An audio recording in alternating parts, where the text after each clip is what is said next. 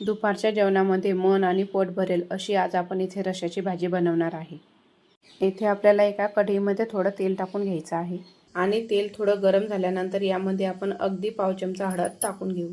चवळीच्या शेंगा सोलून यातले मी 1 वाटी दाणे हे काढून घेतलेले आहे आणि हे दाणे आपल्याला पाण्यामध्ये धुवून घ्यायचे आहे आणि धुवून घेतलेले दाणे आपण तेलामध्ये टाकून घेऊ आणि हे दाणे आपल्याला फक्त तेलामध्ये व्यवस्थित मिक्स करून घ्यायचे आहे। आणि या दाण्यामध्ये आपल्याला साधारणतः 1 ते 1.5 ग्लास पाणी टाकून हे दाणे आपल्याला शिजवून घ्यायचे आहे।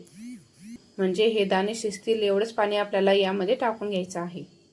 यामध्ये पाव चमचा मीठ टाकून घेऊ आणि यावर झाकण ठेवून आपण साधारणतः 5 ते 6 मिनिटं मंद आचेवरती आपण हे शिजवून घेऊ आणि हे दाणे शिजत आहे तोपर्यंत आपण मसाल्याची तयारी करून घेऊ। 1 वाटी शेंगदाणे आपण मिक्सरच्या भांड्यामध्ये टाकून घेऊ। आता आपण यामध्ये 10-12 लसूण पाकळ्या आणि अर्धा इंच आलं टाकून घेऊ। आता आपण यामध्ये 1 चमचा मिरची पावडर आणि 1 चमचा काश्मीरी मिरची पावडर घालून घेऊ आणि यामध्ये आपल्याला सुरुवातीला थोडं पाणी टाकून हा मसाला मिक्सरमध्ये थोडा जाडसर फिरवून घ्यायचा आहे।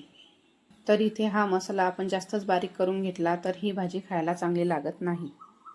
बोटाला हा मसाला थोडा दाणेदार लागेल असा आपल्याला हा मसाला फिरवून घ्यायचा आहे। तर इथे आता हा मसाला छान फिरून झालेला आहे। आता आपण या मसाल्याला फोडणी देऊ। तर आता आपण दुसऱ्या बाजूला दाणे हे शिजायला ठेवलेले होते तर आपले दाणे सुद्धा छान शिजून झालेले आहे। तर इथे हे चवळीचे दाणे छान शिजून झालेले आहे। आता आपण गॅस बंद करून घेऊ। आता आपण या कढईमध्ये तेल टाकून घेऊ। या तेलामध्ये आपल्याला पाव चमचा मोहरी आणि पाव चमचा जिरं घालून घ्यायचं आहे। जिरं आणि मोहरी चांगली तडतड झाल्यानंतर यामध्ये आपण मिक्सरमध्ये फिरवून घेतलेला मसाला टाकून घेऊ आणि हा मसाला आपल्याला मंद आचेवरती व्यवस्थित परतून घ्यायचा आहे। हा मसाला आपण मंद आचेवरती खरपूस होईल तोपर्यंत भाजून घेतला तर आपला मसाला हा छान परतला।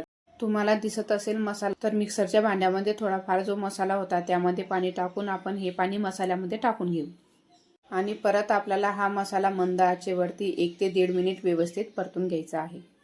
तुम्हाला दिसतच असेल मसाल्याला छान असं तेल सुटलेलं आहे आणि मसाल्याला रंग सुद्धा खूप छान आलेला आहे आणि हा मसाला व्यवस्थित मिक्स करून शिजवून घेतलेले चवळीचे दाणे आपण यामध्ये टाकून घेऊ।